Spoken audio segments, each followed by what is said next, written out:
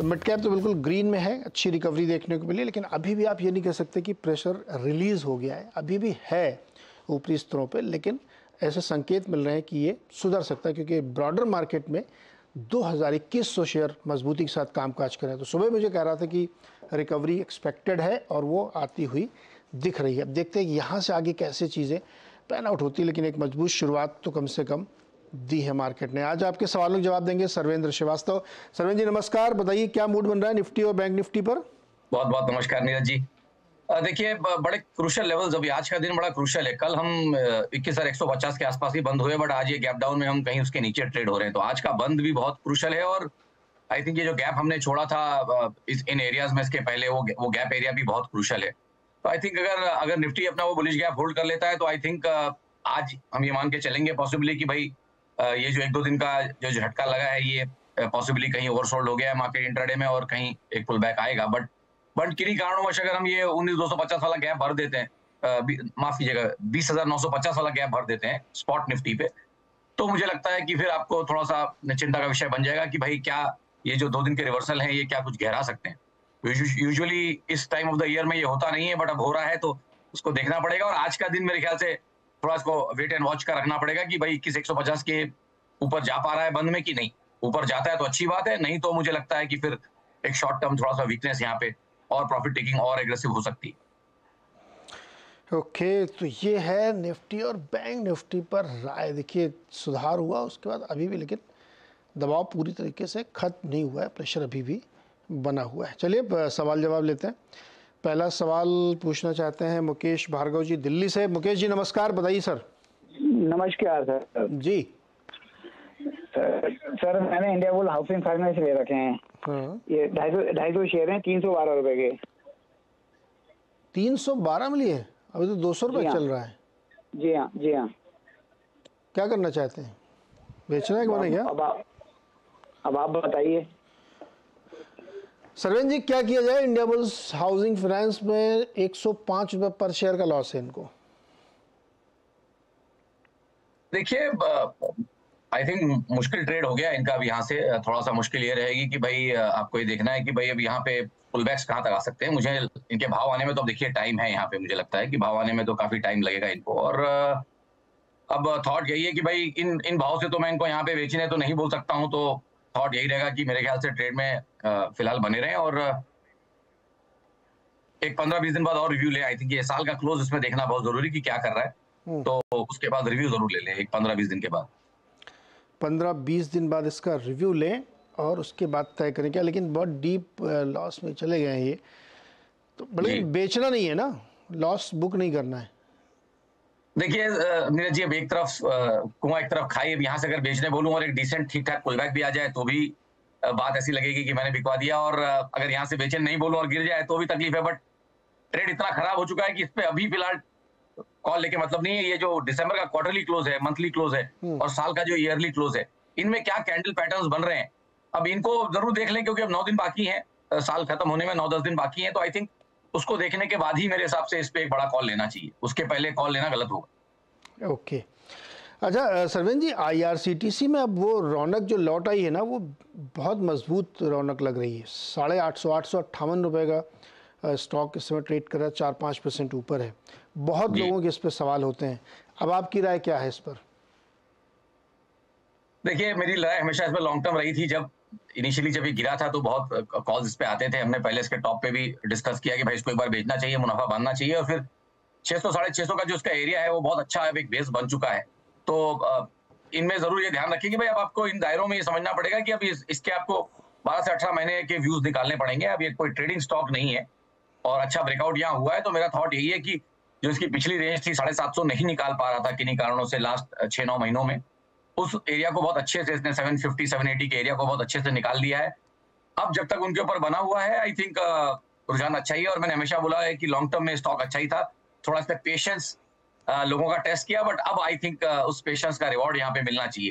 तो I think trade में बने रहें। कहीं 750 के नीचे एक स्टॉप लॉस रहेगा इसमें और टारगेट्स भी अच्छे रहेंगे। आई थिंक ऊपर के हाईज तो डेफिनेटली इसमें चैलेंज हो जाएंगे, मे बी और 9-12 महीने लगेंगे, बट ये अपने हाईज को चैलेंज करेगा। 1280 के आसपास जो 1279.26 ये जो एडजस्टेड भाव दिख रहा है अपनी स्क्रीन पे, तो आई थिंक 1280 वाले जो इसके हाईज हैं वो चैलेंज होंगे, बट 9 से 12 महीने लगेंगे, उससे कम में नहीं होगा। ओके, तो थोड़ा इंतजार करेंगे तो वहाँ तक भी पहुँचेगा। मयूर शर्मा औरंगाबाद से जुड़े हमारे साथ। मयूर जी नमस्कार, पूछिए सवाल अपना।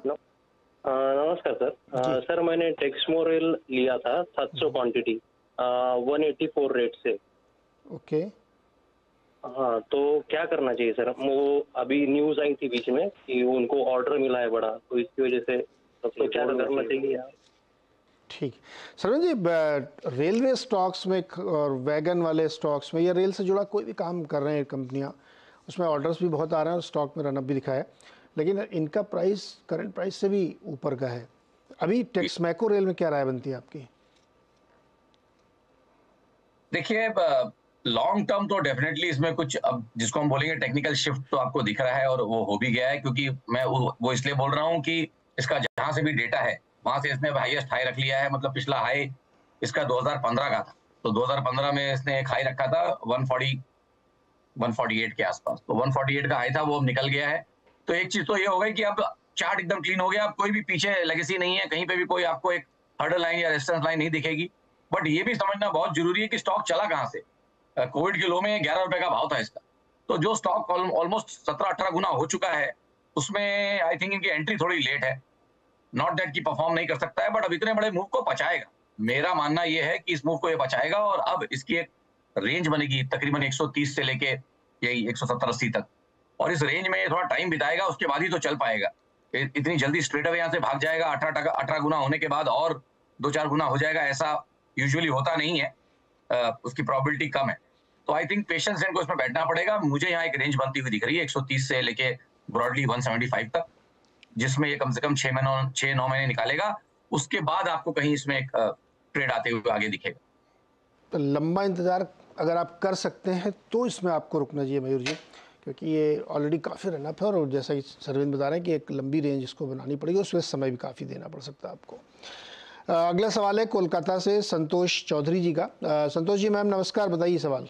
हाँ नमस्कार जी सर, मैंने दिया है बायोकॉन 220 में 500 शेयर, तो क्या करूं सर? आपको तो प्रॉफिट हो रहा है मैडम। हाँ, लेकिन मैं तो लॉन्ग टर्म में सोच सकती हूँ कि लॉन्ग टर्म के लिए रख सकती हूँ, तो क्या? और अभी जो मार्केट चल रहा है सर, डर भी लग रहा है, अचानक से कल जो हुआ है, आज जो हुआ है। अच्छा, आपके पास और भी शेयर हैं, आप लेती रहती हैं या पहले लिया है? नहीं, पहले लिया है। ये कतीस में काम करती रहती हूँ मैं ट्रेडर हूँ एक्चुअली, लेती बेचती रहती हूँ। अच्छा, ट्रेडर लेती बेचती, लेकिन ये इन्वेस्टमेंट के लिए लिया है। कितना मुनाफा आप इसमें उम्मीद कर रही हैं, कितना पैसा इसमें बनाना चाहती हैं? मैंने इसको 290 में भी बेचा है, 260 में भी बेचा है सर, मतलब। हाँ। सरवेन जी, संतोष जी तो बहुत स्किल्ड हैं अभी, लेकिन जो इन्होंने ट्रेड लिया उसमें इनको प्रॉफिट हो रहा है जी। और कितना प्रॉफिट हो सकता है, कितने समय तक रुके? तो देखिए, एक चीज तो समझ में आएगी भाई, स्लिप जल्दी करती हैं ट्रेड और ट्रेडिंग माइंडसेट है, तो ये थॉट रखें कि भाई अगर पैसा आया हुआ पैसा फिर पूरा जाना नहीं चाहिए। तो कहीं मेरे हिसाब से ट्रेलिंग स्टॉप लॉस को जरूर लगाएं, और मेरे हिसाब से जो मैं इनको भी बता पाऊंगा, जो मुझे एक डिसेंट ट्रेलिंग स्टॉप लॉस लग रहा है, कहीं 230 के आसपास इनको लगाना चाहिए, उसके नीचे। तो आई थिंक 229.40 का एक ट्रेलिंग ओनली स्टॉप लॉस लगाएं इसमें, और फिलहाल ट्रेड में बने रहें। अब बात रही कहां तक ये मैक्सिमम जा सकता है, तो आई थिंक जो अभी गया था 260 के आसपास वो, और वहां से मे बी एक 10-15 पॉइंट और, तो 265 से लेकर 275 तक की एक रेंज है, पॉसिबली वो अटेन हो सकती है नेक्स्ट 1 से 3 महीने में।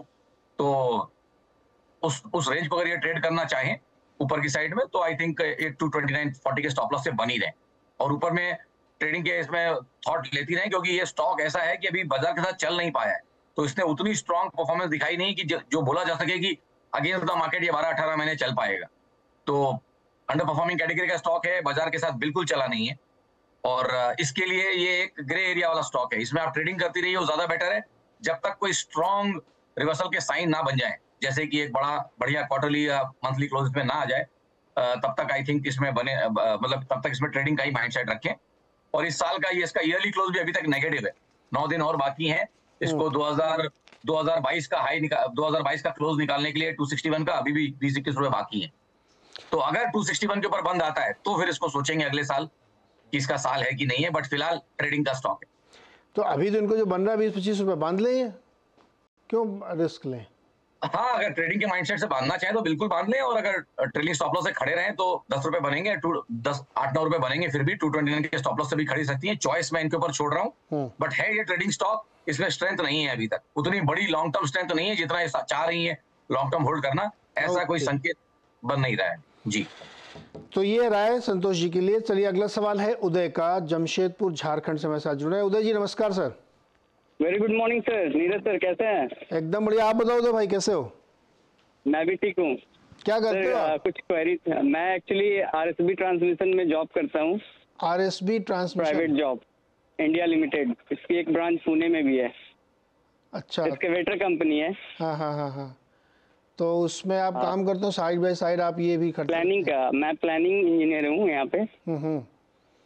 तो ट्रेडिंग, मेरी कुछ क्वेरी थी। हाँ क्वेरी तो लेंगे। ट्रेडिंग करते हैं या इन्वेस्टिंग? ट्रेडिंग करता हूँ, इंट्राडे, इंट्राडे। टाइम मिलने से। गजब। आप बताओ, सवाल पूछो आप। सर मेरे पास जिंदल स्टेनलेस के शेयर है, 100 share at the rate 79, call at the rate 79, and one more that is Tata Motors DVR, call at the rate 129, 100 shares. यार आप करोगे आप ट्रेडिंग, और ये आपने जो लिए होंगे कितने पहले लिए होंगे? मैं इसको 2021 के मिड में लिया था। तो इनको नहीं बेचा क्या?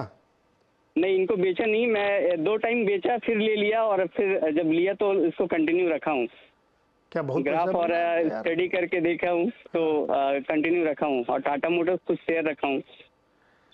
अब पहले ये बताओ, जिंदल स्टेनलेस में आपने स्टडी करके क्या पाया? सर एक्चुअली इसका ग्रोथ और कंपनी का मैनेजमेंट और डे टू डे जो प्रोडक्शन है वो डे बाय डे इंक्रीज ही हो रहा है, और इन्वॉल्वमेंट, कंपनी का मैनेजमेंट का इन्वॉल्वमेंट, और हम जो भी पीपल इससे जुड़ रहे हैं उनको मुनाफा ही हो रहा है डे बाय डे। कैसे तो पढ़ते हैं आप? ये स्टडी आप कहाँ करते हैं? सर जनरली CNBC आवाज and few more newspaper, magazine, and कुछ आपके ट्विटर साइट है, जैसे मैं फॉलो करता हूँ CNBC, एंड आपके पहले भी मेंटर रह चुके हैं, नीरज सर आप तो हैं ही, और साथ में आशीष सर थे और हेमंत गई सर थे। ओके, तो सरवेन जी मैं उनका न्यूज़ वगैरह देखता हूँ। मतलब आप पढ़ाई लिखाई करके ये लेते हैं स्टॉक। सरवेन जी, जिंदल स्टेनलेस 79 पे, और अब चल रहा है 523, और टाटा मोटर्स DVR 129 पे लिया था जी। क्या राय देंगे आप इनके लिए, उदय जी के लिए? नहीं, मैं तो इनको राय दूंगा कि आधा आधा मुनाफा बांध लें। तो क्या आधे शेयर क्या फ्री, क्या नेगेटिव कॉस्ट ऑफ कैरी हो जाएगा इनका? आधा मुनाफा बांधेंगे तो काफी अच्छा सब्सटेंशियल पैसा इनके पास रहेगा भी इस बाजार में इनको, फिर क्योंकि ये इतना ज्यादा ओवरबॉट है। कुछ अच्छे मौके भी अंडर परफॉर्मिंग स्टॉक्स में सी देखिए, बाजार उस लेवल पे है कि अगर अब यहाँ से नया ब्रेकआउट और बड़ा एक ब्रेकआउट होता है जो हो सकता है, उस समय आउट परफॉर्मेंस कहीं पनिश हो सकती है, और अंडर परफॉर्मेंस में फिर वो वैल्यू ढूंढी जाएगी। तो आई थिंक अंडर परफॉर्मेंस कहीं यहाँ से रिवॉर्ड हो सकती है, उनमें अच्छे शेयर्स ढूंढें, और ये बहुत ज्यादा आउट परफॉर्म कर चुका है स्टॉक, इंडेक्स को भी, अपने पीयर सेट को भी, और अपने सेक्टोरल इंडाइसेस को भी। तो आई थिंक ये दोनों स्टॉक्स में ऐसा मुझे दिख रहा है कि बहुत आउट परफॉर्मेंस रही है। तो इतना ज्यादा लॉन्ग टर्म आउट परफॉर्मेंस को सस्टेन करना थोड़ा मुश्किल होता है, तो मुनाफा बांधेंगे तो थोड़ा पैसा फ्री हो जाएगा, और अंडर परफॉर्मेंस में कुछ ढूंढ लिया अगर अच्छा, तो वहां अच्छे पैसे बन जाएंगे।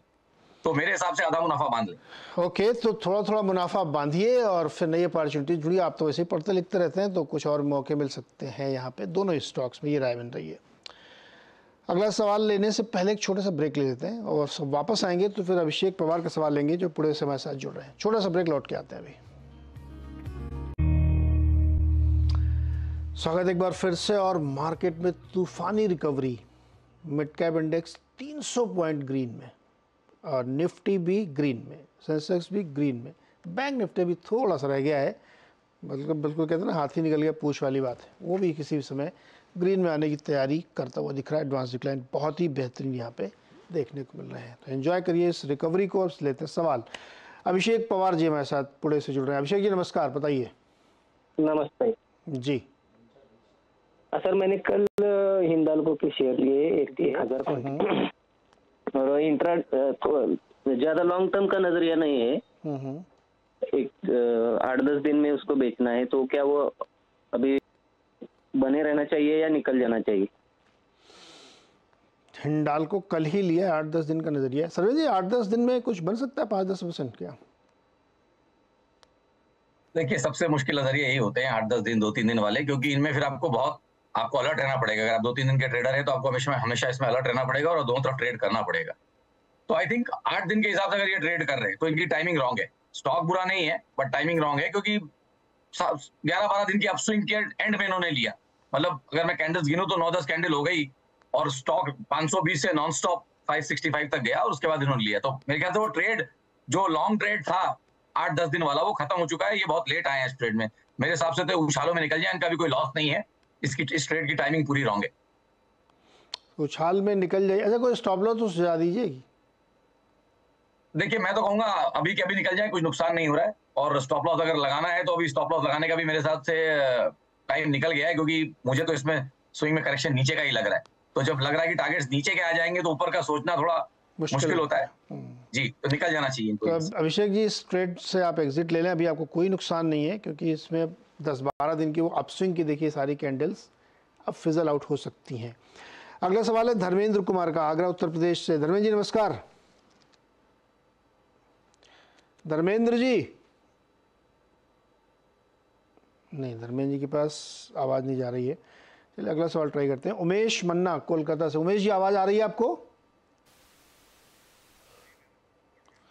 अच्छा, उमेश जी की भी आवाज़ नहीं आ रही। सरवेंद्र जी एनएमडीसी पे नज़र डालिए, 3% ऊपर है आज, 189 पे चल रहा है। क्या लग रहा है इसमें? देखिए same flavour, same setup, same flavour और थॉट यही है कि ये सारी चीजें बहुत चल गई हैं। 100 रुपए से चला है ये। जब नीचे था तो हम इसको शोज में भी रिकमेंड हमने उस समय किया था कि भाई इसको लेना चाहिए। बट अब आई थिंक मेटल स्पेस में इसका भी बहुत बढ़िया एक रनअप मेरे हिसाब से खत्म हो रहा है। और अब रिस्क रिवॉर्ड नहीं है। नॉट दैट कि यहाँ से और चल नहीं सकता है, बट अब रिस्क रिवॉर्ड नहीं बचे कि आप यहाँ से कहाँ से लॉन्ग करेंगे। और अगर आपके पास है तो आप थोड़ा मुनाफा जरूर बांधना चाहेंगे या एग्रेसिवली स्टॉप लॉस को ट्रेल करेंगे। और एग्रेसिव स्टॉप लॉस ट्रेल का मतलब होता है एकदम नियर टू द प्राइस, 1 और 2 डेज के कैंडल के आसपास आप उसको लेके आएंगे। तो या तो मुनाफा बांधे थोड़ा, या एटलीस्ट एक टाइट स्टॉप लॉस 170/40 पे, जिसके पास भी एनएमडीसी पुराना है पड़ा हुआ, उसको 170/40 के नीचे एक स्टॉप लॉस लगाना ही चाहिए। और अगर निकला वो स्टॉप लॉस किसी कारण से तो तुरंत मुनाफा बांध के हटना चाहिए। ओके सरवेंद्र जी, जो ये रेलवे से जुड़े कामकाज करने वाले स्टॉक है ना, इसमें से एक है HBL पावर सिस्टम्स, 449 रुपए पे चल रहा है। आज भी इसमें 10% की रैली है जी। क्या दिख रहा है चार्ट पे?